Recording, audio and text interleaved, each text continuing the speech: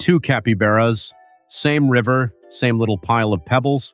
10 years later, one has a mountain of pebbles. The other has the same little pile. Nobody stole anything. Here is what happened. Capy One works. Capy One trades hours for pebbles. Good work, honest work. Every hour, a few more pebbles. But Capy One only has so many hours. When Capy One sleeps, the pebbles stop. Hours do not grow. Capy Two works too. But Capy Two takes some pebbles and buys a melon tree.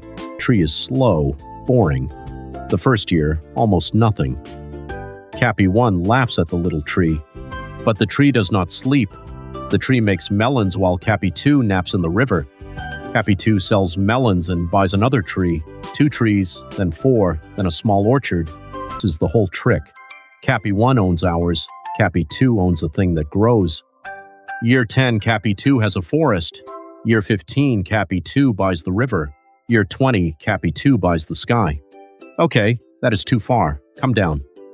Meanwhile, the price of melons went up. So Capy One's pebbles buy less than before.